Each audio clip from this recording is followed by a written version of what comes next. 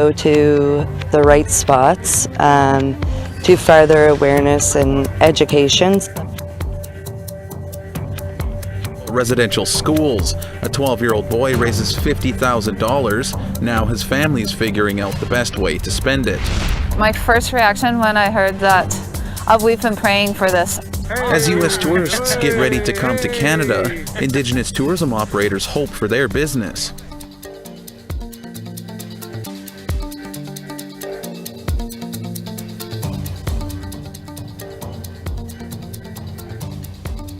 Good evening and welcome to APTN National News. I'm Daryl Stranger.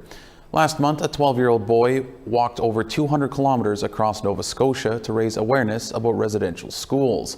Now he's reaching out for help to decide on how to distribute the donations and carry on the campaign. Angel Moore brings us this story. Landon's Journey of Awareness is hosting barbecues in Mi'kmaq communities, asking youth how to spend some money.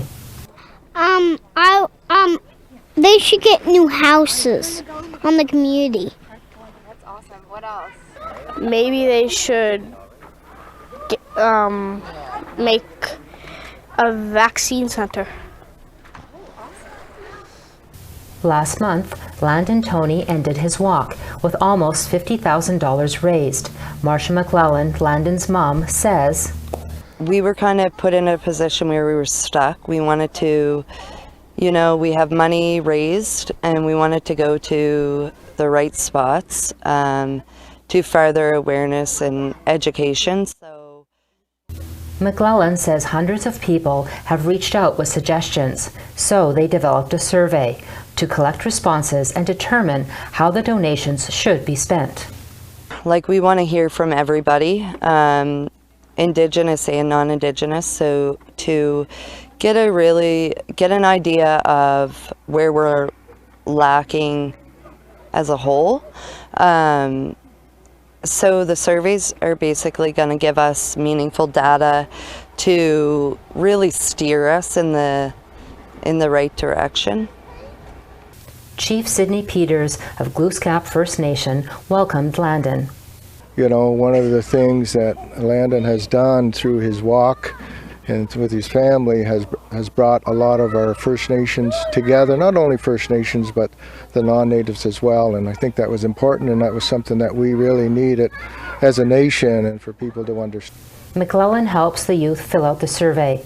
Topics include access to elders, knowledge keepers, and community needs. The survey will target different age groups and communities. That will take over 2 months to complete. Tony says he is tired and will take a few days off. My mom mainly runs the surveys and stuff. She helps me out with that as I'm doing kids stuff with my friends. And more community events are planned, such as a fundraising golf tournament. McLellan says the journey has been a success. You observe the survivors during the walk or some events that we put on, and they're shining. That's helping them heal, in my opinion. A walk is planned for next summer. It will be almost 400 kilometers to communities in Cape Breton, Nova Scotia. Angel Moore, APTN National News, Glooscap First Nation. It was called the March for Truth and Justice in Ottawa on Saturday to shine a light on crimes committed against children who went to residential school. No justice, no peace. Okay, let's About 200 people gathered on Parliament Hill. They marched to the Prime Minister's office and then down the street to the Department of Justice to keep the pressure on the federal government. The event was co-sponsored by 2 NDP members of Parliament, Charlie Angus and Mumila Kakak. They want Justice Minister David Lametti to appoint a special independent prosecutor who would treat the recent discoveries of unmarked graves across Canada as crime scenes.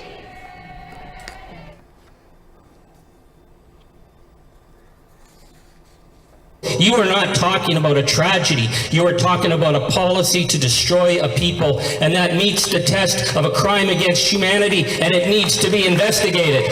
The Prime Minister and federal government has the power to ensure these national crimes against humanity can be looked into. In northern Alberta, the Athabasca Chippewa First Nation is calling on the federal government to apologize for the displacement of its people during the creation of Wood Buffalo National Park. This follows the publication of a report that contains stories from elders.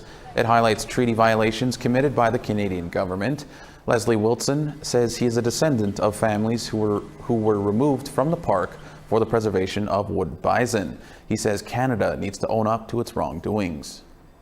When those bison crossed the Peace River and the park boundary was expanded, the Athabasca Chippewa were forced to leave without any consultation. We want to see, first of all, an apology. You know, let's see them admit that yes, this was done and was done wrong to the people of the Chippewa people, and then from there on, let's move on to reconciliation. We will have more on the history of wood buffalo and the displacement soon.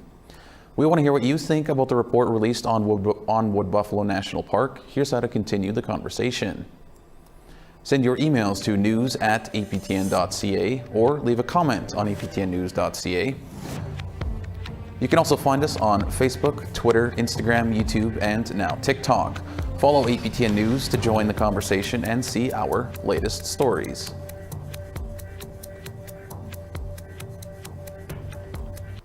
The Canadian government has dropped its appeal of a court decision ordering a Northwest Territories First Nation to hold its election. But the move has implications that reach well beyond the small Dene community. Brett Forrester, the new host of APTN's Nation to Nation, has the scoop on this. Here he is now with Dennis Ward to explain. Brett, thanks for being with us. Can you bring us up to speed on this case? Certainly. Earlier this year, Floyd Bertrand won a federal court case that he launched against his First Nation. Now, his First Nation